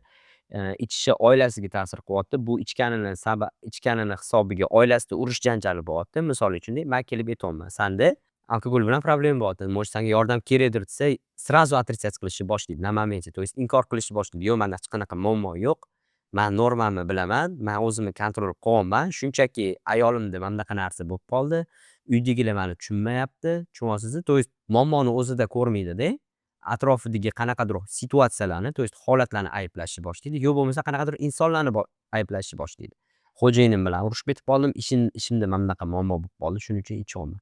Mana shu hammasi отрицание, то есть o'sha защитный mexanizm hisoblanadi. Agar shunaqa belgisi bo'layotgan bo'lsa, bu уже конкретный как бы есть, что у него алкоголизм, tushunyapsizmi? То есть agar mana shu simptom ko'rinayotgan bo'lsa, bu alkogolizm. Ikkinchisi o'sha компульсивность deyiladi, безумие, то есть делать одно и то же действие, но при этом ожидать другой исход. То есть har safar bitta narsa qilaveradi, qo'pol qilib aytsa bitta narsaga urilaveradi, lekin qayta yana shu narsasini qiladi, lekin har safar o'ziga o'zi va'da beradi, что bu safar bunaqa bo'lmaydi. То есть bu safar menda janjal bo'lmaydi, bu safar kontrol qilaman, bu safar ertasi kuni to'xtataman deydi, yana уже pahmiylik kirib ketib qoladi, zapoyga kirib ketib qoladi. Bu уже безумие deyiladi. То есть bitta narsani takroran qaytarib urish, bitta xatoni takroran qilverishi. Egotsentrизм degan narsa bor. Bu alkogoliklarda juda ham ярко выраженный deyiladi. То есть яркий ko'rinadi. Hamma narsa как будто uni xohlaganidek ketishi kerak. То есть men iste'mol qilaveraman, men bilan ayolim urishishi kerak emas, mani ayolim tushunishi kerak. Men iste'mol qilaveraman, mani ishxonamda tushunishi kerak. Men kech qolib borsam ham menga vовремя зарплатамni berishim kerak. Hatto men kech qolib borsam ham yoki ishimni, mas'uliyatimni eplab qila olmasam ham. Lekin har safar shu narsa endi hayotda odamni xohlaganidek bo'lmaydi-ku. Hammayoqda определенный o'zini ustavlari bor, o'zini qonun qoidasi bor. O'sha narsaga moslashib yasholmayotgani hisobiga, plus alkogol bu yerda xalaqit qilayotgani hisobiga mana shu haqiqatda to'qnash kelganda, urilganda odamda kuchli разочарование boshlanadi. То есть o'zidan sekin nafratlanishi boshlaydi, og'riqlarni his qilishni boshlaydi. Bu og'riqlarni qoldirish uchun yana alkogol bilan iste'mol qilishni boshlaydi. Bu ham qanaqadir yarki выраженный o'sha belgilari hisoblanadi alkogolizmni. Odamda qaysi signallar qaramlik boshlanishini ko'rsatib bera oladi? Tyaga degan simptom bor. Boya aytganimdek, bitta iste'mol qildimi, mana misol uchun bugun bitta iste'mol qildi, yaxshi taassurot, yaxshi eyforiya oldi deb aytaylik. Ertasi kuni uxlab turib, xayolidan kechagi kun o'tayotgan bo'lsa, voy kecha maza qildim, kecha boshqacha bo'ldi, dam oldim, yana qilgim kelyapti degan fikr o'tyaptimi, bu уже tyaga. Tyaga bu зависимость kasalini belgisi, то есть simptomi. Lekin ikkinchisida, uchinchisida o'zini xohishi bilan shu narsaga boryaptimi, o'zini yonidan pul chiqarib shu narsaga to'lab, shu narsani o'zini xohishi bilan iste'mol qilyaptimi, bu уже konkretniy qaramlik kasali bor degani. Chunki sog' odam mayli qanaqadir исключение bilan adashib bitta iste'mol qildi, lekin biladi что yomon narsaligini. То есть tabletka ichyapti yo bo'lmasam parashok hidlayapti deylik. Sog'lom odam bitta biladi va o'zini to'xtatadi. Chunki unda unaqa simptomlar yo'q. Qaramlik kasalining simptomlari bo'lmasligi ham mumkin. То есть u joyida to'xtatadi, bo'ldi, men bitta qilib ko'rdim. Menga yoqdimi, yoqmadimi, men bilaman, что bu это неправильно. То есть bu noto'g'ri narsa. Diniy taraflama gapiradigan bo'lsa, bu menga to'g'ri kelmaydi, bu harom deb aytishi mumkin. Yo bo'lmasa mana dunyoviy standartlarga asoslanadigan bo'lsa, bu запрещенный narsa, bu zarar keltiradigan narsa deb sog'lom odam shunaqa fikrda o'zini to'xtatadi. Lekin qaramlik kasali bor odam, o'sha boya aytganimdek, shu tyagasini hisobiga, o'ziga har xil оправданиялар qilish hisobiga, то есть men hozir yana 2-3 marta qilaman, keyin to'xtatib olaman deydi ko'pchilikda shunaqa tushuncha o'tadi. Yo bo'lmasam o'rtoqlarim qilib yuribdi-ku, вроде ularda hech narsa bo'layotgani yo'q. Men ham qilsam, значит hech narsa bo'lmas ekan degan tushunchada ketib qolishi ham mumkin. Boya aytganimdek, уже сильное желание употреблять что-либо degandek o'zi tyaga. Shunaqa kuchli xohish paydo bo'lganida, значит уже o'zini yonidagi pulidan ishlatib, o'zi rozi bo'lib, shu narsani qidirib borib olyaptimi, bu уже как бы 100% belgisi desa ham bo'ladi, что o'sha odamda qaramlik kasali bor. Bugungi kunda nafaqat giyohvand moddalar ko'payib ketgan, balki nikotin qaramlik ham keng tarqalib ketdi. Hammamiz bilamizki, ko'pchilik nafaqat oddiy sigaret, balki kalyan, vape, aykslarga o'tib ketishgan. Sizni fikringiz bo'yicha qaysi biri katta zarar olib keladi va bu masala bo'yicha o'zi nima deya olasiz? Men o'zi, если честно сказать, ochig'ini aytsam, men nikotin bilan o'zi ishlamayman. Chunki u metodda hali ishlab ham ko'rmaganman, lekin bizani sheriklarimiz bor, как бы kollega deymiz, yonimizda ishlaydigan mutaxassislar bor. Именно shu nikotinga qaramlik bilan ishlaydi-da. Mani o'zimni fikrimga tayanadigan bo'lsam, menimcha eng zararligi ichida hozir o'sha vape bo'lyapti. Vaka deyishadimi, shaka deyishadimi, elektronniy bor-ku, mana shu tutunini qilishadi. Nimaga? Chunki mani juda ham ko'p tanishim shu narsadan как бы o'pkasiga suv yig'ib katta muammolarga duch keldi. Даже operatsiya holatigacha ham borganlar bor. Hozirgi kunda ham men o'zim juda ko'p guvohi bo'lyapman. Ko'p odam men o'zimga ham murojaat qilishadi. Что mana shunaqa elektronniy sigaretga o'tirib qolganman deyishadi. Zarar keltiradiyani menimcha o'sha deb bilaman. Chunki sog'liqqa oladigan bo'lsak, tezroq olib keladi. Psixologik qaramligi bu miyaga уже quyilib qolgan привычка deb bilaman. Men чисто mani o'zimni видением, o'zimni fikrim nimaga? Chunki подсознание degan narsa bor-da, baribir подсознание bizani boshqaradi-da. Misol uchun men ertalab turib, tishimni yuvishim yoki yuz qo'limni yuvishimga o'ylab o'tirmayman-da. Nimaga shu narsani qilarkanman yoki savol qidirmayman, asos qidirmayman, sabab qidirmayman. U miyam o'zi bajaradi shu narsani. O'sha vape, elektronka yoki sigaret chakadigan odamlarda ham xuddi shunaqa miyada как бы подсознательный уже как бы привычка bo'lib qolar ekanda. O'sha qaysidir o'zini 1 soat o'tdimi, 3 soat o'tdimi, o'sha tortadigan, chakadigan payti kelar ekan, miya o'zi buyruq berishni boshlar ekan, oladi, chakadi. То есть unda men aytmoqchiman, qanaqadir возможно xumori yo'qdir yoki tagasi yo'qdir, hali uniga chuqurroq javob bera olmayman-ku, lekin o'sha o'qigan joyim va bilgan joyim o'sha как привычка bo'lib qoladi. Odamning miyaga привычка bo'lib qoladi. То есть miya har nechidir soatda shu narsani olib bitta tortish kerak, bitta olib tortish kerak. То есть bu уже psixologik muammo deb bilaman. O'sha boya aytganimdek zararlari bu o'sha elektronniy sigaret bo'lishi mumkin. Hozirgi kunda snus, o'sha velo deyishadi, uni nikotini sigaretga qaraganda kattaroq ekan. То есть bitta snyusda 10tachami 20tacha sigaretni yaqinda uni ham gaplashib qolganimda mutaxassislari bilan nikotini bor ekan. To есть bu degani bitta snyus chekkanda yoki o'sha iste'mol qilganda 20ta sigaretni o'rnini bosadigan darajada zarari kelarkan. Bu точный anaqa ma'lumot emas, просто gaplashganimda hozir eslab shu narsadan kelib chiqib aytyapman. Ko'pincha odamlar aytishadiki, kalyan chekkanda bitta kalyanni o'zi 100 ta sigaretni o'rnini bosar ekan. Shu gap to'g'rimi?